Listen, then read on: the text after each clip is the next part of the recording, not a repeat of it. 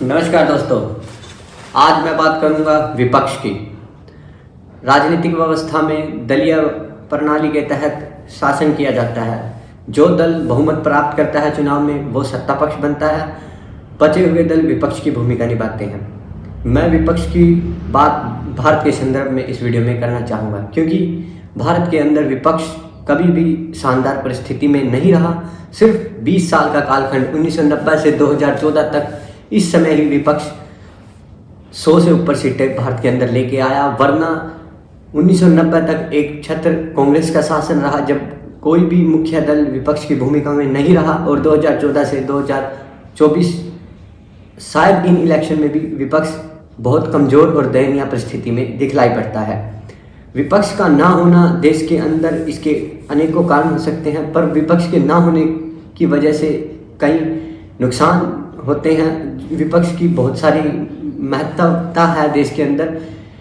सत्ता पक्ष जो कि सरकार चलाता है, जो कि देश के अंदर कार्य आगे प्रगति के बढ़ाता है, तो वहीं विपक्ष का काम होता है जहां सरकार की कमी हो, जहां सरकार का फेलियर हो, उसको देश के पटल पर लेके आना, उसको प्रचार और प्रसारित करना, एक एक्टिव विजिलेंटे की तरह सरकार के क्रियाकलापों के ऊपर ध्यान रखना, जहाँ पर सरकार की कमियां हैं उसको उजागर करना, जनता की समस्याएं वो देश के पटल पर लेके आना। क्योंकि हर एक कोई लोग अपनी समस्या बड़े स्तर पर रखने के लिए सक्षम नहीं होते, लोगों के अपने काम होते हैं। तो इस काम को करने की भूमिका विपक्ष अदा करता है, क्योंकि विपक्ष कहीं ना कहीं सत्ता में आने की भागदौड़ में होता है। तो वो देश के अंदर किस तरह से बेहतर तरीके से काम किया जा सकता है, इन ऑप्शनों को भी तलाशता रहता है। ये काम विपक्ष के होते हैं। तो विपक्ष की अपनी एक इम्पोर्टेंस सत्ता में रहती है। मेरी वीडियो का ये मकसद है, क्योंकि पहले भी शायद ऐसा होता आया होगा, अब भी है, भारत के अंदर विपक्ष को घृणित नज़रों से देखा जाता है। और यहाँ पे इतने ऑप्शंस विपक्ष के फलने फूलने के सैद्धांतिक रूप से नहीं है। उसको कहीं ना कहीं पॉपुलरिज्म की तरफ जाना पड़ता है, जिसकी वजह से राजनीतिक सिस्टम गड़बड़ाता है। तो विपक्ष, कई लोगों का तो उद्देश्य विपक्ष को ख़त्म करना रहता है, पवित्र उद्देश्य, जैसे हीरो का काम विलन को ख़त्म करना। परंतु विपक्ष की भूमिका और विपक्ष के महत्व को नज़रअंदाज नहीं किया जा सकता। अगर सिर्फ सत्ता पक्ष हो या एक दल का ही शासन हो, तो उसका एक लाभ सिर्फ सत्ता पक्ष को ये हो सकता है कि उसके अंदर से असुरक्षा की भावना चली जाती है और वो एक स्टेबल तरह से काम कर पाता है, और वो अपने मनचाहे तौर तरीक़ों से देश के अंदर गतिविधियां कर सकता है। उससे जुड़े लोगों के अंदर से भी असुरक्षा की भावना खत्म हो जाती है, और वो लोग उनके स्थानों से हटा दिए जाएंगे, इस डर से वो मुक्त हो जाते हैं। परंतु ये बात कहीं ना कहीं नुकसान का भी कारण बनती है। अगर सत्ता पक्ष होगा और विपक्ष के उभरने की चांसेस काफ़ी कम होंगे, तो इस व्यवस्था में अगर सत्ता पक्ष कहीं ना कहीं कुछ गलत काम करता है, सत्ता पक्ष के अंदर कमजोरी आती है, सत्ता पक्ष अपने ट्रैक से हटता है, या देश के डेवलपमेंट में सत्ता पक्ष कमजोर पड़ता है, स्लो पड़ता है, तो ऐसी अवस्था में अब देश के पास कोई ऑप्शन नहीं है कि वो उसको हटा सके या नए लोगों को लेके आ सके। एक तरह से कंपटीशन की भावना खत्म हो जाती है, एक तरह से फ्रेशनेस की भावना खत्म हो जाती है, और एक तरह से राजनीति के अंदर भी राजनीतिक संघर्ष की भावना भी खत्म हो जाती है। सिर्फ दलीय वफादारी बच जाती है, क्योंकि दूसरी पार्टी के लोग भी क्यों संघर्ष करेंगे अगर उनको अगर उनके लिए मौके ही मुश्किल होंगे तो। और विपक्ष एक बड़ा इम्पोर्टेंट है, अगर वो नहीं होगा तो ज़्यादा बेहतर तरीके से शायद काम नहीं हो पाएंगे। अगर एक व्यक्ति ही हमेशा या एक पार्टी ही हमेशा अच्छे काम करती, तो दलीय व्यवस्था में सारे देशों के अंदर ये ऑप्शन होता कि अगर कोई व्यक्ति या पार्टी एक बार अच्छी लगे तो उसको ताउम्र शासन करने की व्यवस्था होती। परंतु ये व्यवस्था सिर्फ 5 वर्षों के लिए इसीलिए ही की गई है, क्योंकि ये फील किया गया है, या ऐसा होने की बहुत संभावना है कि कुछ वर्षों के बाद कुछ कुरीतियाँ आ जाएं, इनके कामों में कुछ कमियाँ आ जाएं, या इनसे बेहतर तरीके से कुछ काम किया जा सके।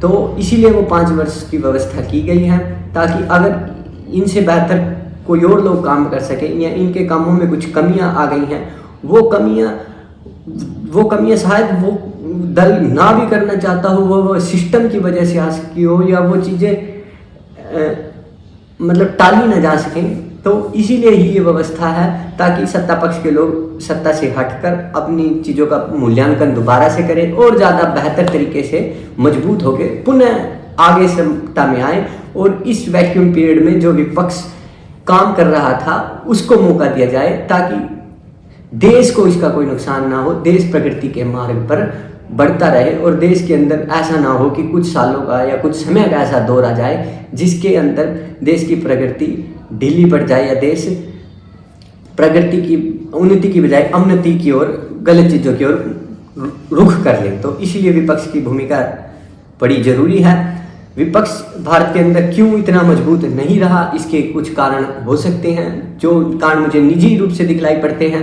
तो एक बड़ा गाढ़ वर्ग है देश के अंदर, जो व्यवस्था में है, जो स्थायी सिस्टम, ब्यूरोक्रेसी या बिजनेस क्लास में और भी अन्य क्षेत्रों में है, जो सत्ता के चहेते बना रहना चाहते हैं ज़्यादातर, और मजबूत सत्ता के साथ जुड़े रहकर अपने साम्राज्य को, निजी साम्राज्य को फलता फूलता रखना चाहते हैं।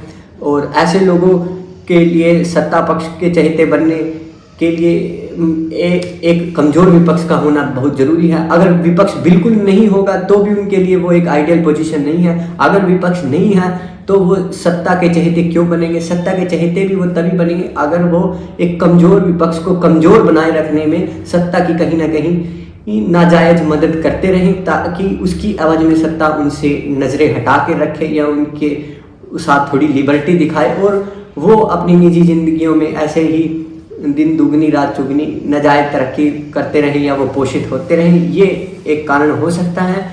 तो ये कारण उनके निजी लाभ के लिए तो ठीक है, परंतु देश के लिए ये बिल्कुल सही नहीं है। तो मेरी वीडियो का मकसद सिर्फ इतना है, ताकि देश के अंदर सत्ता पक्ष विपक्ष दोनों रहे, जो बेहतर करे उसको मौका मिलता रहे, और सत्ता के हस्तांतरण की पोजीशन या सत्ता के हस्तांतरण की व्यवस्था बड़ी जटिल ना हो, ताकि किसी एक को गलत होने के बावजूद भी सत्ता से हटाना बेहद मुश्किल हो जाए।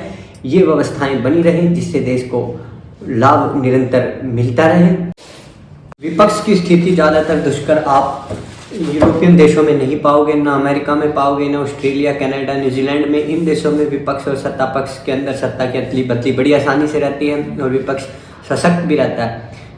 विपक्ष की खराब स्थिति रूस में, चीन में, नॉर्थ कोरिया में, इन देशों में एक दलीय शासन पाओगे, और पाकिस्तान और थर्ड वर्ल्ड कंट्रीज़, इन देशों में तो विपक्ष के लोगों को जेलों में भी जाना पड़ता है। तो ये व्यवस्थाएं कहीं ना कहीं विकसित देशों में बहुत कम मिलेंगी।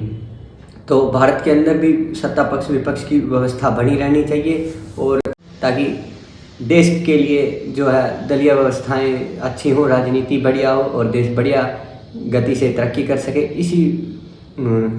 इसी उद्देश्य से ये वीडियो बनाएगी। धन्यवाद।